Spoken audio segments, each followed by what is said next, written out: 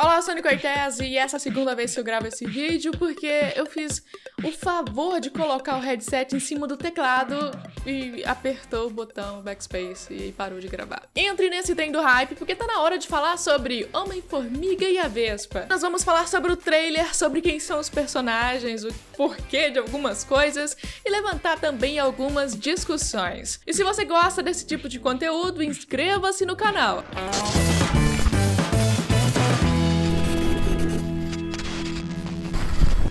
O trailer de Homem-Formiga e a Vespa saiu na semana do Super Bowl. Mas por que isso? No Super Bowl, a Disney vai soltar vários trailers, inclusive o trailer completo de Os Incríveis. E quem sabe Han Solo, mas esse aí eu duvido. Tá na hora da gente falar sobre esse trailer. A primeira impressão que eu tive foi: gente, esse é baixo orçamento?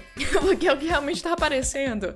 O filme será uma comédia romântica, mas sem tanta comédia comparado a Guardiões da Galáxia e Thor Ragnarok, graças a Deus. Homem-Formiga 1 contou a história do Scott Lang e como eles lutaram contra o Jaqueta Amarela. Agora, a história vai continuar do momento em que o Hank Pym mostrou o uniforme da Vespa original pra Hope. Agora a Hope é a nova Vespa. Mas o que mais me impressionou foram os pequenos frames mostrando que eles vão resgatar a Janet Van Dyne. Como isso aconteceu? O que aconteceu com a Janet antes? Ela e o Hank estavam agindo como super-heróis e aí aconteceu um pequeno problema. A teoria do Hank é que ela vai continuar diminuindo até não acabar mais. Perto do final do primeiro filme, o Scott faz isso. Ele fica diminuindo. E tem um momento que a gente pensa, ela pode estar viva, é porque ele sobreviveu ao final. Nesse trailer mostra que eles entraram num pequeno submarino. Aliás, pode não ser todos eles juntos, mas é isso aí. É um pequeno submarino dentro de o Quantum Realm, ou seja, o nível subatômico das coisas. A gente vê até um pequeno, eu não sei o que é aquilo, não sei se é um ácaro, o que é aquilo. É isso mesmo, eles vão resgatar a Janet Van Dyne, porque ela vai estar no filme de fato, então tipo, liga as coisas porque é exatamente o que vai acontecer. A cena da cozinha indica a continuação de Civil War, onde o capitão e os seus aliados fugiram da prisão. Agora, o que aconteceu com o Scott nesse meio tempo, não tenho certeza. Porque talvez, quem sabe, ele não tenha fugido. E aí, a justiça fez, você é só um ladrão, tudo bem, vamos te dar uma prisão domiciliar. E é o que parece, ele tá usando uma tornozeleira eletrônica e tal. O problema é que quando a Hope e o Hank Pym estão fugindo, do que eles estão fugindo? Do governo? Eles estão fugindo junto com o Scott? O que tá acontecendo? Essas foram as minhas dúvidas. Agora a teoria que eu tenho é a seguinte: existem outros fatores nessa equação. Simples. Nós temos outros personagens. O Sonny Burke, que agora é o CEO da empresa Cross Technologies, e ele é um inventor, mas ele é um bem filho da mãe. Eu acredito que nesse filme ele vai tentar pegar a tecnologia do Hank. Só que nós também temos outro inventor, ou ninguém menos do que o Golias, interpretado pelo Laurence Fishburne. A gente não sabe se ele já foi um herói antes, porque agora, claro, o Laurence Fishburne é um cara de mais de 50 anos, então eu suponho que ele seja um ex-herói, talvez. Mas ele é o cara que aperfeiçoa a tecnologia do Hank Pym. Se o Sonny Burke quer essa tecnologia ou outra tecnologia, mas com certeza é baseado nas partículas do Pym. E aí que entra o Ghost. O Ghost é outro vilão. Nesse caso, nós temos dois vilões. O Ghost é um mercenário que geralmente sabota empresas, conglomerados, etc. E nesse caso, provavelmente, ele vai estar trabalhando pro Sonny Burke para tentar pegar essa tecnologia que deve estar com a Hope e com o Scott naquela van enquanto eles estão correndo. Porque tem um pequeno frame que mostra a mão do Ghost. Vamos aprofundar um pouquinho mais no Ghost, né? O Ghost é geralmente um personagem que é vilão do Homem de Ferro. Pelo menos ele começou dessa maneira. No começo, ele foi contratado pra fazer alguma coisa com outra empresa e blá blá blá, deu de cara com o Homem de Ferro e aí jurou que ia acabar com a empresa dos Starks, a Stark Enterprises, etc. Existem outras versões também em que ele trabalhava pro avô do Tony. Então aí que começa o ódio do cara.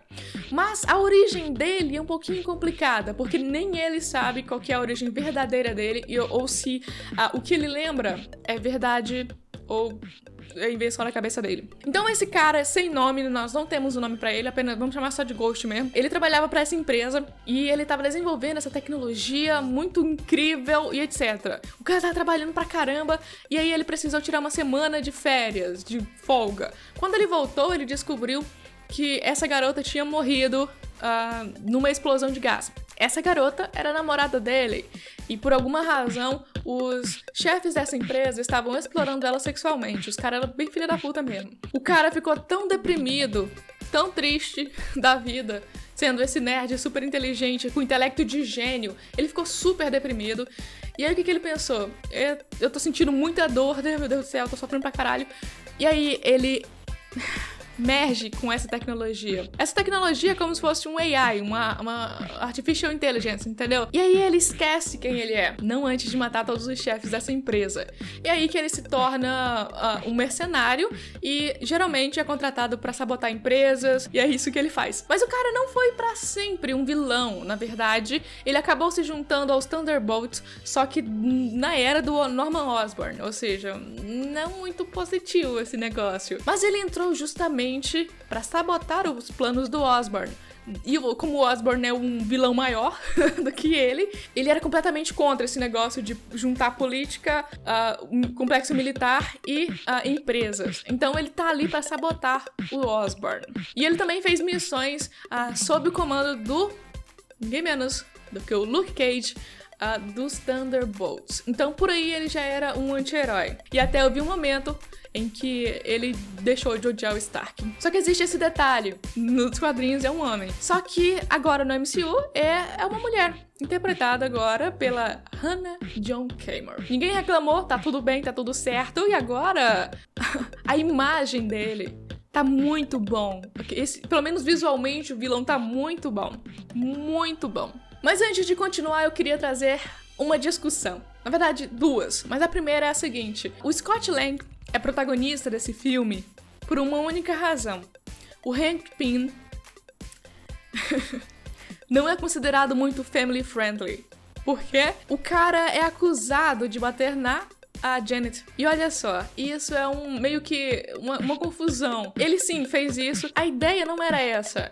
E ele é muito, muito fodido. Não no senso de ser uma pessoa ruim, mas aqui parece que ele é o saco de pancadas da Marvel. O cara sofre até pra caramba. E o caso dele ter batido na Janet fez com que ele não se tornasse o protagonista principal do filme do Homem-Formiga, infelizmente. O cara é muito importante. Ele foi o cara que criou o Ultron. Ele foi o cara que também usou a identidade de Jaqueta Amarela porque ele tava com esquizofrenia muito louca. Ele é um personagem muito legal, só que ficou manchado por causa desse momento. O Jim Shooter mandou o roteiro pro desenhista e o desenhista não olhou direito e bateu. Ficou exatamente como um cara que bate na mulher. E aí, por causa disso, ele não se tornou mais family friendly. A segunda discussão é a seguinte: os uniformes das heroínas da Marvel. Tá ficando uma coisa complicada. Porque as heroínas dos quadrinhos sempre foram hipersexualizadas. No momento em que elas começaram a ser adaptadas para o cinema, isso não mudou muito. Por exemplo, Elektra de 2004 e 2005 é completamente diferente da Elektra de 2014, 2016, 15 e 2016.